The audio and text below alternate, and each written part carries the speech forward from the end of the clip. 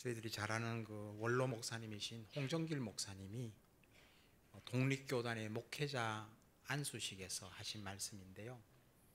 그 목회 안수를 받는 신임 목사님들에게 권면의 말씀을 하실 때 예수 잘 믿으세요 이런 말을 했어요. 여러분, 목사들에게 예수 잘 믿으세요, 어쩌면 이렇게 말할 수 있을까, 우리가 이런 생각을 가질 수 있잖아요, 그죠? 근데 진짜 예수 잘 믿는 것이 중요하다는 것을 강조하신 거예요. 그분이 제가 섬겼던 그 GMF의 이사장님으로 계실 때 자주 만나 뵀는데요, 그 은퇴하시면서 이런 말씀하셔요. 그분이 참 훌륭한 분인데 나는 목회에 실패했어. 나는 목회에서 실패했어. 그렇게 말씀하셨죠. 저희들은 충격이었어요, 그때 그 말을 듣고. 주분이 참 성공한 목사님이고 훌륭한 목사님인데 왜 이렇게 말을 했을까? 그것이 그분이 이렇게 목회자 안수식 때 목사들에게 당부한 말씀이었던 것을 볼 수 있어요. 여러분, 이 말씀이 오늘 우리에게도 적용되는 겁니다. 진짜 예수님 잘 믿어야 돼요. 너무너무 중요한 말입니다. 여러분, 예수님 잘 믿으시기를 바랍니다. 나 잘 믿는데요? 그런데 아닐 수도 있어요. 우리의 믿음이요, 하나님이 인정하는 믿음이 되어야 되는데 잘못된 믿음일 수도 있어요. 한번 나 자신을 정직하게 살펴봐야 돼요. 그래서 고린도후서 13장 5절에서는 너희가 믿음 안에 있는가 너희 자신을 시험하고 너희 자신을 확증해라. 너희 자신을 테스트해봐라. 한번 시험하고 확증해봐라. 만일 예수 그리스도께서 너희 안에 계신 줄을 너희가 스스로 알지 못하느냐? 그렇지 않으면 너희가 버림받은 자니라. 여러분, 아브라함이 믿음의 조상입니다. 그가 창세기 12장에서 부르심을 받아서 쭉 삶의 여정을 살면서 창세기 22장에 가서야 비로소 그는 믿음이 무엇인지를 알게 됩니다. 자신의 독자 이삭을 번제단의 제물로 바치라는 하나님의 말씀을 통하여서 그는 그것을 그대로 순종하면서 드디어 믿음의 본질이 무엇인가를 깨닫게 되는 겁니다. 이게 바로 창세기 22장은요, 아브라함의 믿음의 클라이막스입니다. 그게 바로 부활 믿음입니다. 부활 믿음. 여호와 이레. 그 믿음을 갖고 나서 비로소 하나님이 아브라함을 인정합니다. 야, 아브라함아, 네가 마지막 시험, 가장 중요한 시험을 통과했구나. 그러면서 아브라함을 축복하십니다. 여러분, 우리도 마찬가지예요. 우리의 삶의 여정 속에서 하나님이 우리를 테스트하십니다. 테스트하십니다. 그 시험에 통과하는 우리 모두가 되기를 원합니다. 그러려면은 진짜 믿음이 무엇인지를 깨달아야 돼요. 어떤 게 진짜 믿음인가를 깨달아야 돼요. 제가 그래서 오늘 요한복음 말씀을 통하여서 여러분에게 말씀을 나눌 텐데요, 요한복음은 믿음의 본질이 무엇인가를 잘 가르쳐주고 있는 책이 바로 요한복음입니다. 이 요한이 요한복음을 기록할 때가 나이가 90살 때고 기록했다 그래요. 그는 60여 년 동안 주님과 동행했습니다. 모든 사도들은 순교했습니다. 예루살렘 성전은 다 무너졌습니다. 이제 초대교회 그리스도인들은 믿음이 변질되어 가고 있는 때였습니다. 자꾸만 믿음이 변질되어 가고 있을 때 요한은 그 90살 노년에 그는 요한복음을 기록합니다.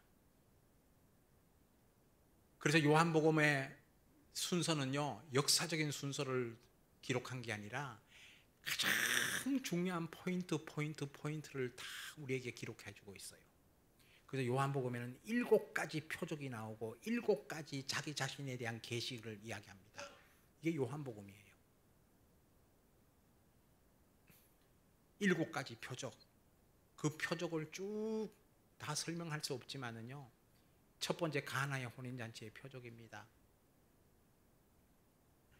두 번째로는 가버나움에서 죽어가는 고관의 아들을 고치신 표적을 보여주셨고, 베데스다 연못가에 38년 된 병자를 고치는 표적을 보여주셨고, 또 여러 가지 표적을 보여주셨는데요, 그 표적의 클라이막스가 뭐냐면은 요한복음 11장입니다. 그게 바로 죽은 나사로를 살리신 표적이에요. 부활의 표적이에요. 이게 바로 표적의 클라이막스라는 사실을 우리에게 가르쳐 주신 겁니다. 그래서 제자들이 예수님께 표적을 구했을 때 예수님은 제자들에게 이 악하고 음란한 세대가 표적을 참 좋아하는데 나는 너희들에게 보여줄 표적은 요나의 표적밖에는 없다 라고 딱 말씀하셨어요. 그 요나의 표적이 뭡니까? 요나의 표적이 뭐예요? 요나 그러면 생각나는 게 뭐죠? 물고기 뱃속에 들어갔다가 나온 거잖아요. 이것밖에 내가 너희들에게 보여줄 것이 없다. 이 말의 의미가 뭐냐면요, 십자가에 죽으시는 것과 부활하신 것을 너희들에게 보여주겠다는 거예요. 이게 진짜 표적이라는 거예요. 오늘 또 본문에서 보면은 이스라엘 사람들이 예수님께 나와서 말합니다. 내가 이런 말을 행하니 무슨 표적을 우리에게 보이겠느냐? 예수님이 성전을 청소하셨어요. 이 성전을 청소했다는 것은요, 이거는 종교개혁입니다. 어떻게 나사렛 청년인데, 진짜 나사렛에서 올라온 시골 청년이 그냥 로끈을 들고 성전을 청소할 수 있겠어요? 여러분, 감히 그렇게 할 수 없었어요. 그러니까 유대인들이 말합니다. 네가 무슨 표적을 우리에게 보이겠느냐? 네가 이렇게 할 수 있는 권위가 어디에 있느냐? 권세가 어디에 있느냐? 표적을 보여달라는 거예요. 그러니까 예수님이 말합니다. 예수께서 대답하여 이르시되 너희가 이 성전을 헐라 내가 사흘 동안에 일으키리라. 진짜 이거는 엄청난 말입니다. 이 성전을 헐어버려라. 내가 사흘 동안에 내가 일으키겠다.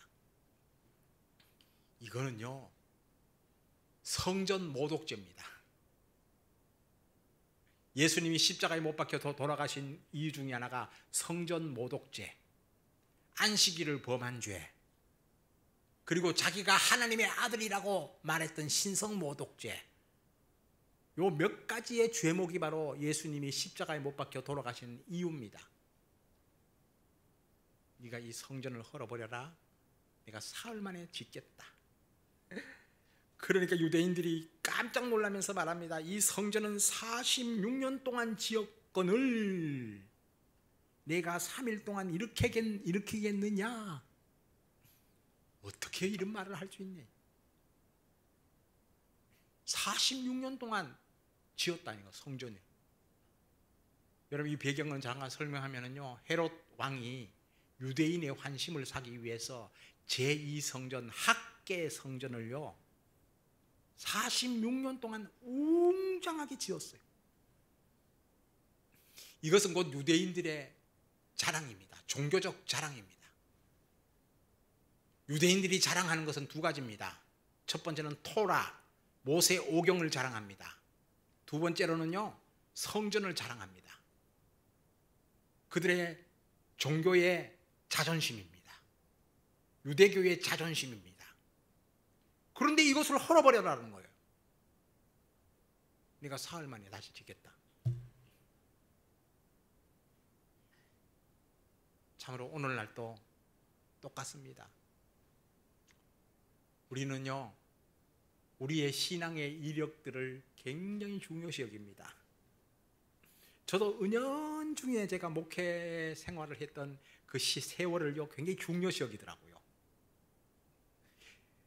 이력서를 쓰는 것을 참 중요시 여겨요. 나는 무엇을 했고, 나는 무엇을 했고, 무슨 직함을 가졌고, 내가 어떤 그런 영향력을 끼쳤고, 이런 것들을 남들에게 어필하고 싶어요. 남들에게 알려주고 싶어요. 그런데 주님은 이렇게 말합니다. 네가 그 모든 것을 허물어 버려라.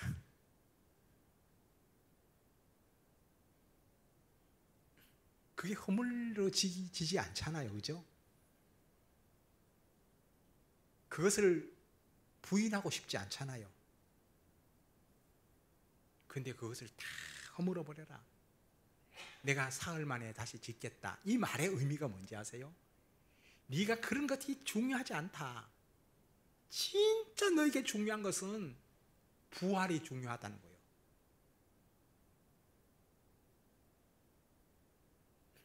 제가 1월달, 2월달 계속적으로 이 부활에 대한 메시지를 전합니다. 기독교의 심장이 부활입니다. 그러니까 어떤 사람은 아이고 목사님 또 했던 말 또 하네. 이제 그만 들어도 됩니다. 아니에요. 무한 반복해서 들어야 돼요, 여러분.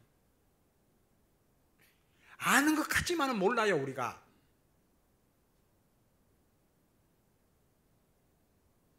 사도 바울은 말합니다. 내가 다시금 너희들에게 또 했던 말 또 하고 했던 말 또 하는 것이 너희들에게는 안전하고 나는 수고로움이 없다는, 난 진짜 너희들에게 안전하다는 거예요. 여러분, 참으로 우리의 과거의 그 모든 신앙의 이력들을요 이 시간에 다 물론 허물어뜨리고 다시금 부활 앞에 설 수 있는 우리 모두가 되기를 원합니다. 다시금 부활 앞에 서야 돼요. 과거가 뭐가 중요해요? 내가 알고 있는 지식과 내가 알고 있는 경험이 뭐가 중요합니까? 내가 무슨 체험을 했고 내가 무엇은 정말 신비한 환상을 보았다는 것이 무엇이 중요합니까? 내가 어떤 영향력을 미쳤던 것이 무엇이 중요합니까? 그건 다 중요하지 않다는 거예요.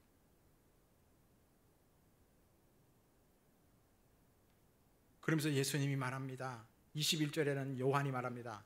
그러나 예수는 성전된 자기 육체를 가르쳐 말씀하신 것이라. 이 말씀의 의미가 커요.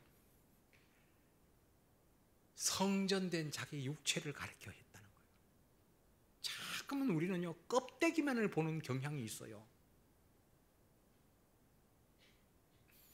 저는 요즘 어떤 한 목사님이 한국의 기독교인들이 1200만이라 그러는데 나는 그 소리 들을 때마다 좀 속으로 웃어요. 무슨 1200만이야. 그러니까 한국 사람은요 뻥튀기 하기를 참 좋아해요. 저도 그렇고 우리도 다 똑같아요. 저는 한국의 기독교인이요 진짜 주님이 보실 때 합당한 기독교인은요 100만도 안 된다고 저는 생각해요. 지금 죄송합니다. 100만도 안 돼요. 100만이면 엄청난 숫자예요.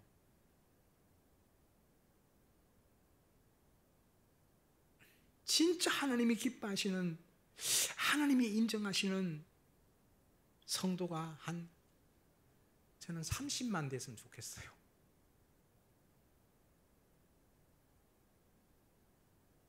(30만만) 되면은요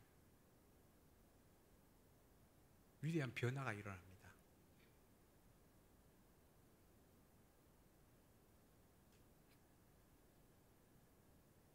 우리는 다 껍데기만 보고 살 때가 너무 많아요. 내 화려한 종교 이력, 화려한 활동들, 화려한 직함들, 이것이 다 나쁜 건 아니지만은요 이게 중요하지 않습니다. 진짜 중요한 것은요 예수의 본질입니다. 예수님이 누구인가가 가장 중요합니다. 그래서 요한복음은 7가지 표적을 나타내고요 7가지 에고에임이라고, 헬라어로는 에고에임이는요, I am, 나는 누구다, 나는 누구다, 나는 누구다가 7번 나와요. 제가 그것은 다 설명해 드릴게요. 그래서 예수님은 먼저 요한복음 6장 35절에서 나는 생명의 떡이다, 나는 세상의 빛이다, 나는 문이다, 나는 선한 목자다, 나는 부활이요 생명이다, 나는 길이요 진리요 생명이다, 나는 참 포도나무다, 나는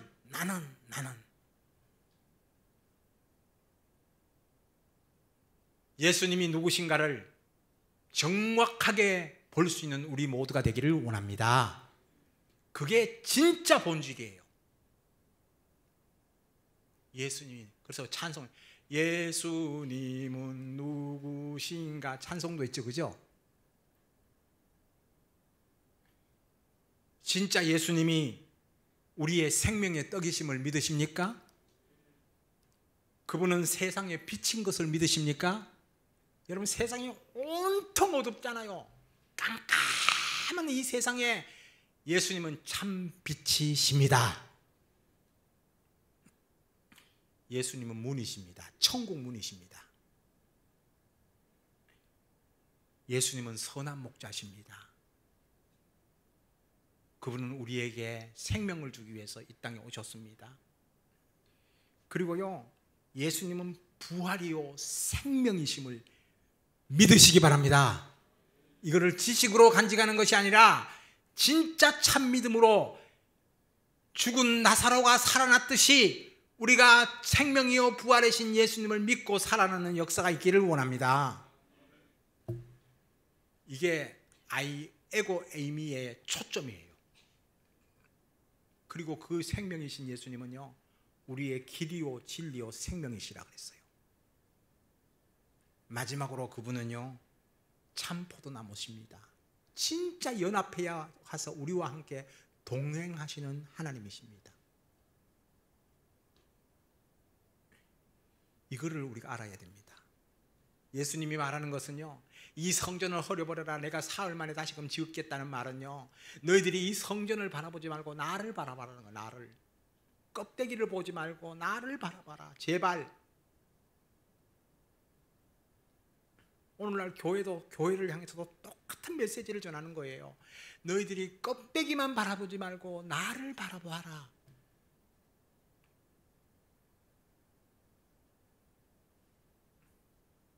저와 여러분이 예수님만 바라봅시다. 그것이 생명입니다. 주님이 원하시는 것이 그것입니다. 오늘날 왜 이 땅이 이렇게 어둡고 이 땅이 이렇게 왜 혼돈한지 아시죠? 저는요, 하나님이 우리 민족에게 가르치는 것은요, 너희들이 나를 바라보라는 거예요. 나를 바라보라. 사람을 보면 안 돼요.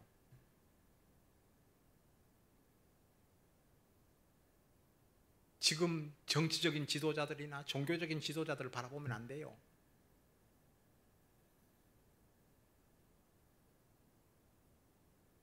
진짜 주님을 바라봐야 돼요. 오늘날 너무나 가슴 아픈 것은요, 정치적인 지도자들도 우리에게 실망감을 주고요, 종교적인 지도자들도 너무 실망감을 줘요. 진짜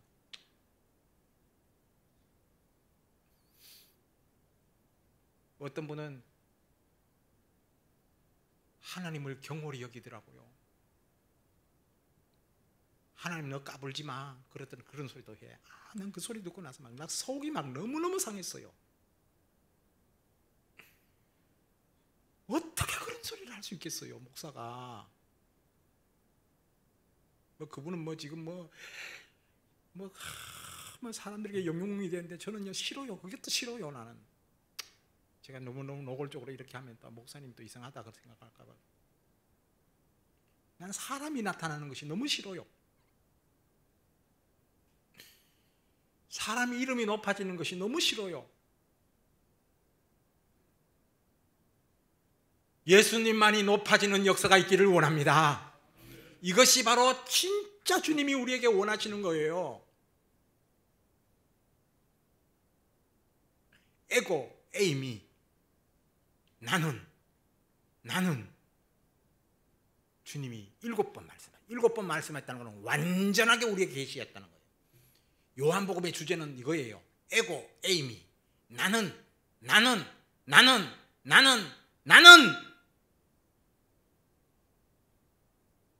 너희들이 나만 바라봐라. 우리가 주님만 바라봐야 돼요. 여러분, 지금 우리 마음을 불안케 만드는 요소가 있잖아요. 우한 바이러스, 폐렴. 중국은요 지금 악한 짓을 하고 있어요. 그거를 숨기기 위해서 지금요 홍콩에 있는 어떤 저널리즘에서는 20만이 넘었대요. 지금 이게요 이제는 컨트롤이 안 된대요. 컨트롤이.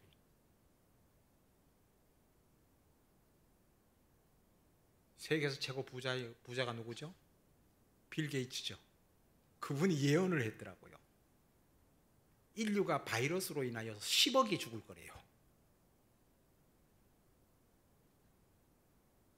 여러분, 이게 저는 그래서 오늘 요한계시록 6장을 다시 한번 아침에 읽고 이 일부 예배 끝나고 나서 요한복음 6장을 다시 한번 읽어봤어요.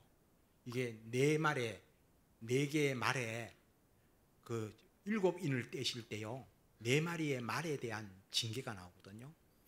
근데 보니까 청홍색 말이 있어요. 이게 바로 사망의 말이에요. 사망의 말.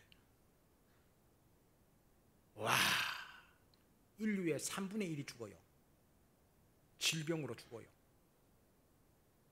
이게 바로 마지막 징조입니다. 저는요 하나님이 7인을 떼시고 있는 것이 아닌가라는 생각이 들 때가 있어요. 마지막입니다. 진짜 주님이 오실 날이 얼마 남지 않았어요. 여러분, 이럴 때일수록 우리의 마음의 초점이 예수 그리스도를 향해서 딱 맞춰지는 은혜가 있기를 바랍니다. 서울교회는요 예수님만을 바라봐야 되는 교회예요.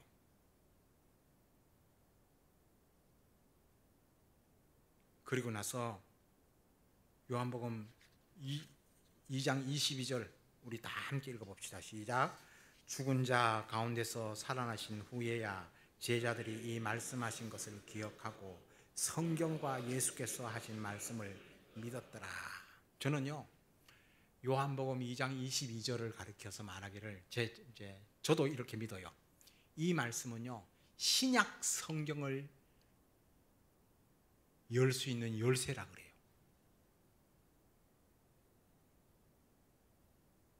여러분, 이 성경이 하나님의 말씀이라는 사실을 어떻게 믿을 수 있겠어요? 여러분, 이 성경이 하나님의 말씀이라는 사실을 믿으십니까? 믿으세요?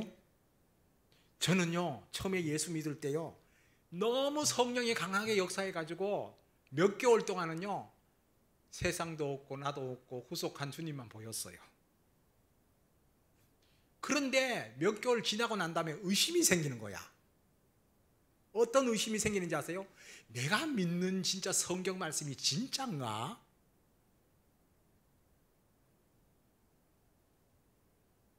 진짠가? 여러분, 그런 의심이 생길 때가 있어요, 없어요? 없어요? 그러면 돼요. 됐어. 그런데요, 그 의심이 생길 때가 있어요. 저는 원래 불교 집안에서 자랐거든요. 유교 집안에서 자랐거든요. 불경과 성경의 차이가 뭔가 그런 의심이 들더라니까요. 그때 저를 가르쳐줬던 전도사님이 계셨어요. 내가 그 질문을 던졌어요. 전도사님, 근데 갑자기 의심이 생겨가지고 지금 내가 굉장히 혼미하다고. 딱 그러니까 그분이요 성경 말씀을 탁 펼치면서 그 의혹을 탁 제거해 주시더라고요. 탁 제거해 주세요. 이래서 성경 말씀이 진짜야. 이래서 성경 말씀이 하나님의 말씀이야. 이래서 성경 말씀이 영원한 거야. 이래서 성경 말씀이 생명이고, 이 성경 말씀은 어떤 책과도 비교할 수 없어. 이 성경 말씀을 믿어. 제가 그럴 때 그렇구나.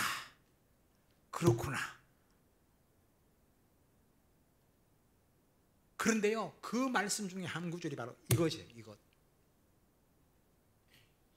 예수가 부활하신 것이 모든 의심의 종지부를 찍는 결정타라는 사실을 믿으시죠? 홈런입니다. 홈런.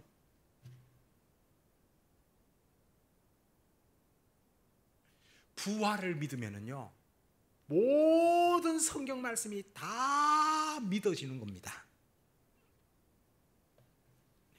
그래서 성경은요, 아멘이라고 그러세요. 아멘. 모든 성경 말씀이 아멘으로 응답되어지는 역사가 있기를 바랍니다. 아멘. 그렇구나. 여러분, 부활을 믿으면 모든 것을 다 믿을 수 있어요. 천지 창조도 믿을 수 있고, 삼위일체 하나님도 믿을 수 있고, 동정녀 마리아의 탄생도 믿을 수 있고, 못 믿을 게 없어요. 예수님이 무리를 걸어오신 것도 믿을 수 있고, 오병이의 기적도 믿을 수 있고, 38년 된 병자가 고침을 받았다는 사실을 믿을 수 있고, 성경이요, 하나의 어떤 이야기가 아니라 이 성경의 모든 기적이 살아서 올라옵니다. 여러분, 이 부활은요, 성경의 모든 말씀을 확 올려주시는 겁니다. 제자들이 그럴 때 비로소 뭐랍니까? 이 말씀하시는 것을 기억했다 그랬어요. 여러분, 그 당시에 제자들은요, 예수님의 말씀을 이렇게 기록하지 않았어요. 근데 부활하신 주님이 오신 다음에 성령이 오신 것을 믿으시죠? 성령이 오니까요, 제자들에게 모든 말씀을 기억나게끔 만들어 주셨어요. 할렐루야. 오늘 이 시간에 성령께서 오셔서 여러분의 머릿속에서 모든 말씀을 끄집어 올려주시는 은혜가 있기를 바랍니다. 말씀이 올라오는 거예요. 그냥 말씀이 다 기억나는 거예요. 저는요, 제 인생 속에 놀라운 경험이 있는데, 이게 뭐냐면은, 제가 예수 믿고 나서요,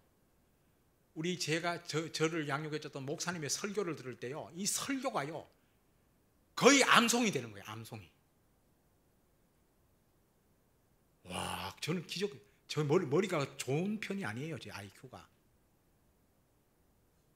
그런데 놀라운 것은요, 설교 말씀이요, 거의 다 암송이 되는 거예요. 암송이.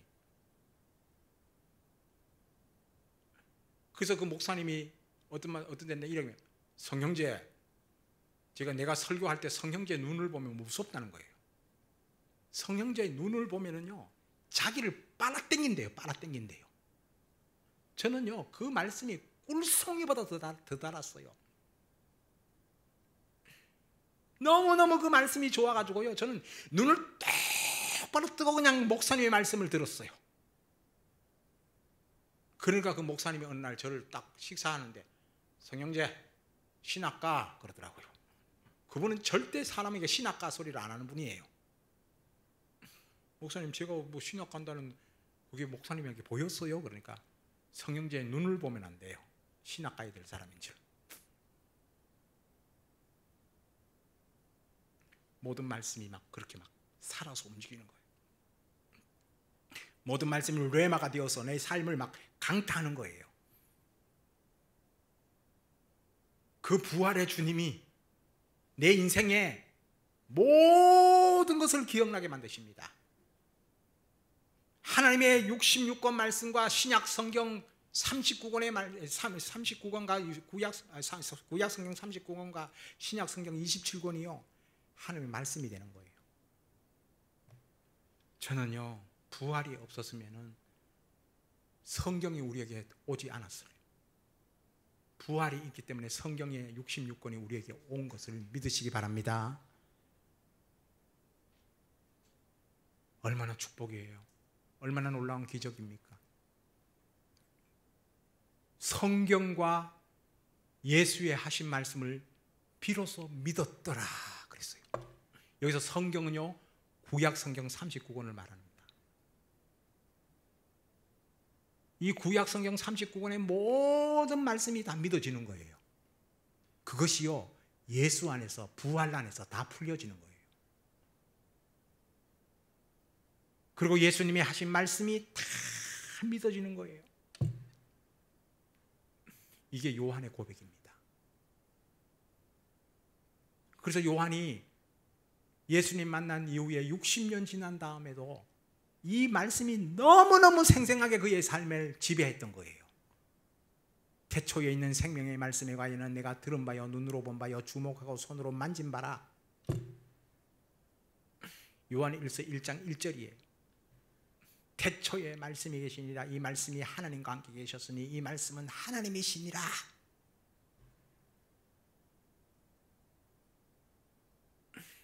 이게 바로 부활로서 증거가 되는 거예요. 그래서 요한복음을 여는 열쇠가요, 요한복음 2장 22절이에요.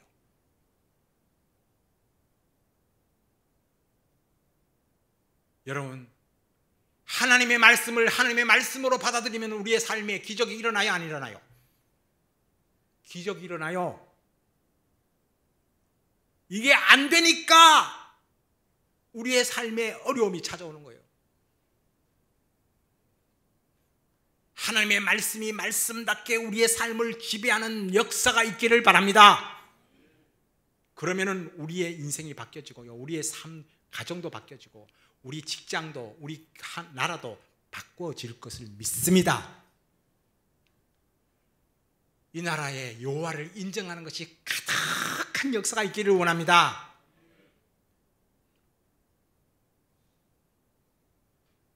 여러분의 인생 속에요, 병이 있고 여러분의 인생 속에 연약함이 있는 것은요, 아무것도 아니에요. 하나님의 말씀만 말씀으로 완전히 받아들여지기만 하면은요, 인생에 기적이 일어나는 거예요. 그래서 모든 병이 다 고쳐진다는 뜻은 아니에요. 그것을 이길 수 있는 힘을 주시는 거예요.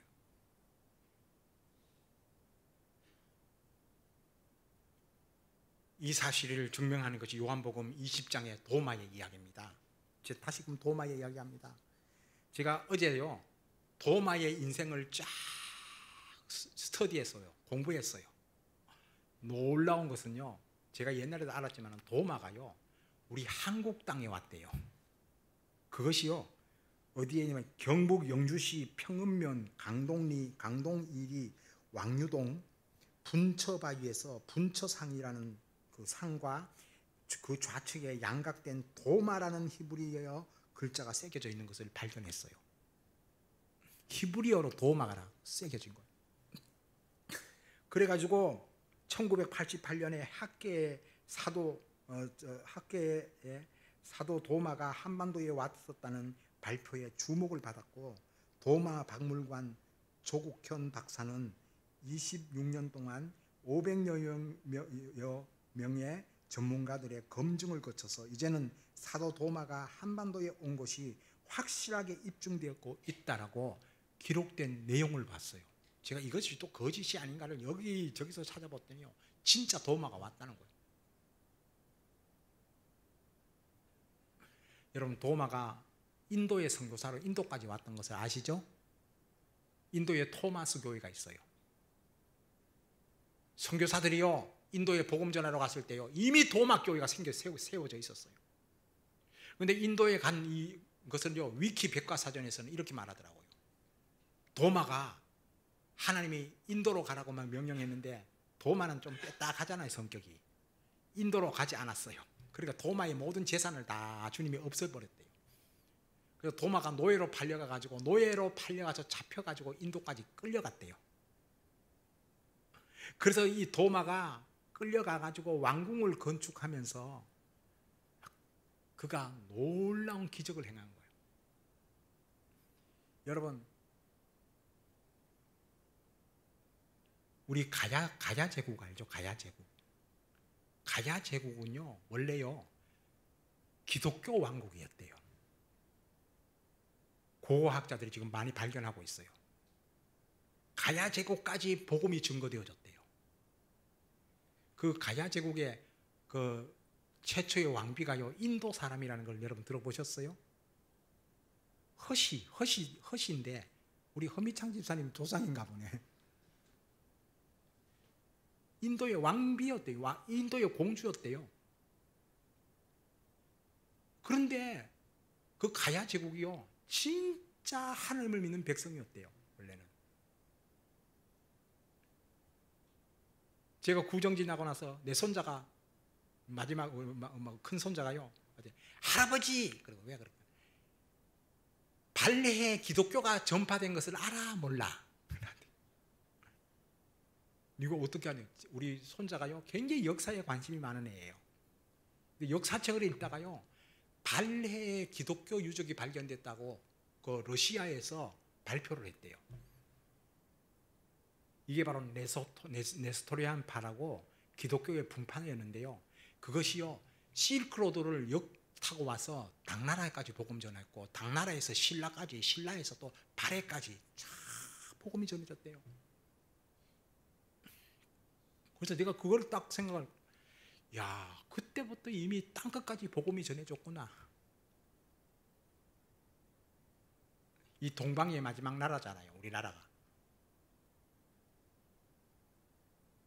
여러분, 참 놀라운 사실이에요. 이게 바로 부활의 증인들의 발자취예요.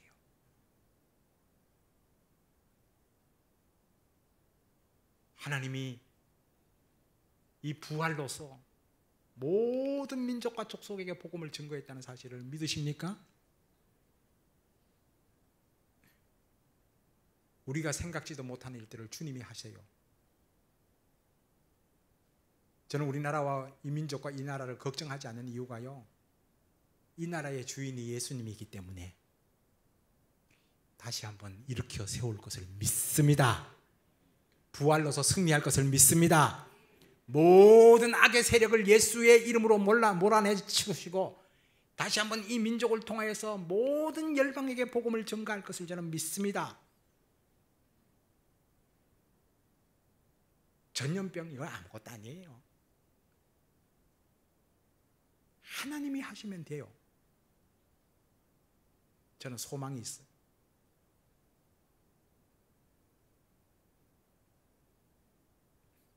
우리가 예수의 부활을 믿으면요, 모든 성경을 믿을 수 있어요. 여러분, 모든 성경을 믿으면 그것이 영생입니다. 우리가 그 믿음을 갖고 승리하는 여러분이 되시기를 주의 이름으로 축원합니다. 기도하겠습니다.